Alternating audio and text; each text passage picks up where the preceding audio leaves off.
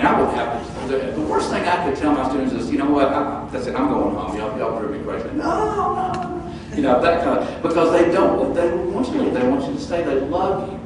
And that eliminates, and I'm not saying all discipline problems, but absolutely, there are children, of course I've dealt with discipline problems, but not to the point of extremes, because so much of that can be taken care of ahead of time if you have taken that personal interest in them. And children, especially young children, are so adept at figuring out very quickly, this adult is the real deal, or this adult is just going through the motions and they really could care less about me.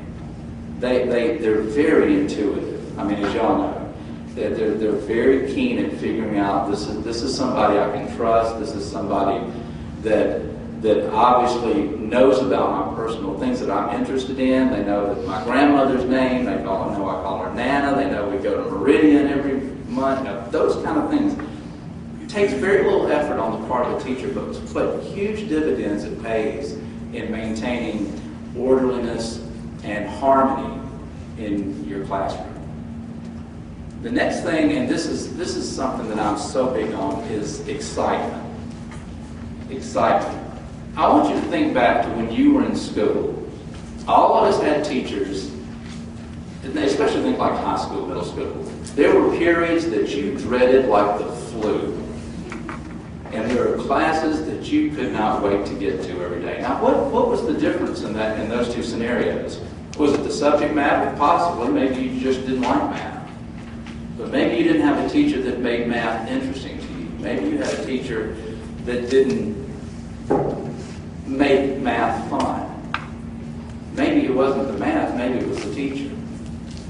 And I can tell you the teachers that I remember that I loved going to made school fun, made school exciting.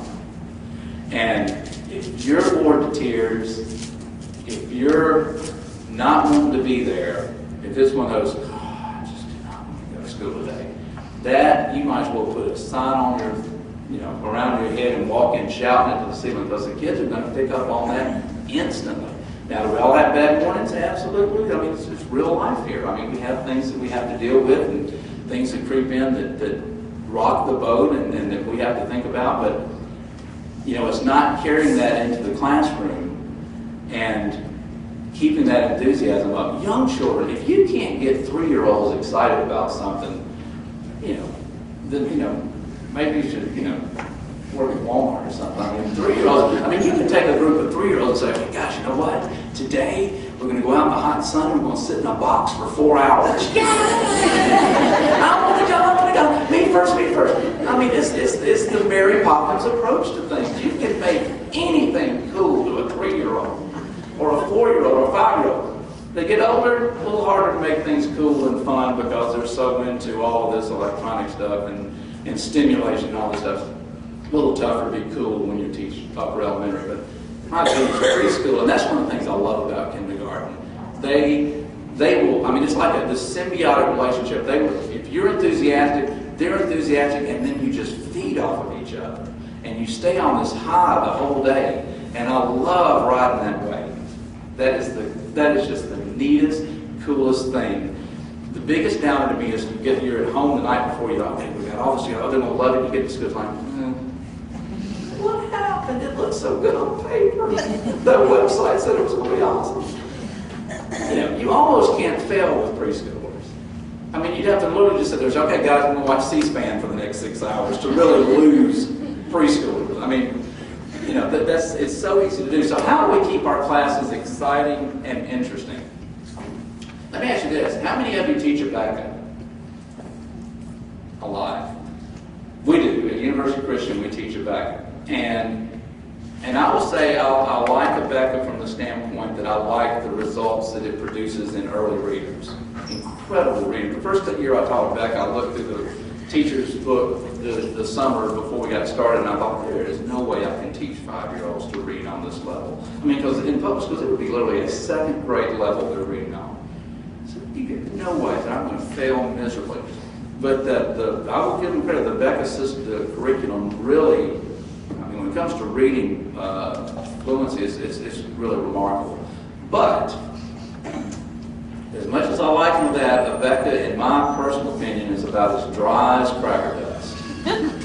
There's literally no hands-on with Rebecca unless you're doing an art project or something like that, which we have an art teacher, so we don't even do much of that in the room, excuse me. But very little in the way of hands-on fun type stuff. And I'm very fortunate that in my situation I have an administrator who will accept my sort of approach, which is I go in the morning, I look at the lesson plan, I say, okay, we're supposed to do the letter L, and we're supposed to write, I'm good. The rest of it is a dog and pony show. I strictly use Rebecca as the guidelines for the concepts that I have to teach that day. But, I mean, Rebecca is so scripted. I mean, it's almost like you're memorizing a play. I mean, and it's so dorky, wordy kind of stuff. Nobody talks about that. It's very Ozzy and Harriet kind of stuff. So, no. Today's children will be bored to tears with the typical on-paper delivery of Rebecca. So, flexible. I will take things and say, okay, we're gonna go at it from a totally different circle. And then sometimes I'll start and realize, okay, I'm losing them here. You've got to be ready to change gears at a moment's notice. Because if you have, all right, this is the path we're going to take, and you know you're losing them, but you're going to continue on that path, that's when we get the discipline problems. They're bored. Most of the discipline problems come from kids who are bored.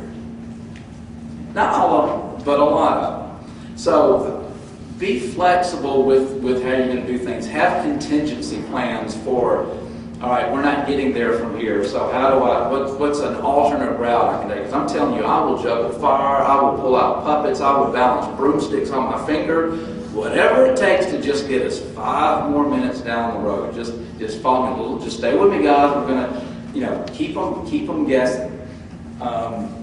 Unpredictable, that's what I was getting at. Be unpredictable.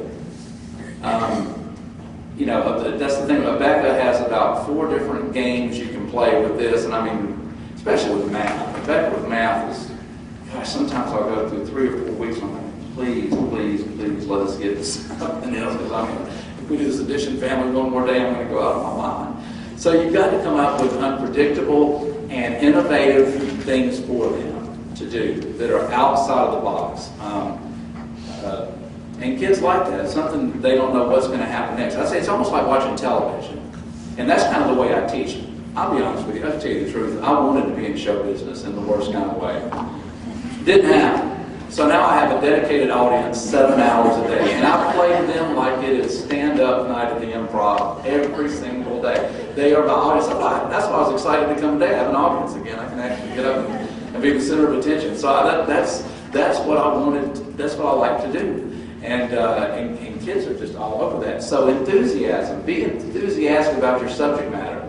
If you don't have enthusiasm for it, they're not going to have enthusiasm for it. They're not going to create their own enthusiasm. If they do, we call it misbehavior. We call it misbehavior. Create enthusiasm in your room. And like I said, you've got a prime audience for doing that. This is a biggie.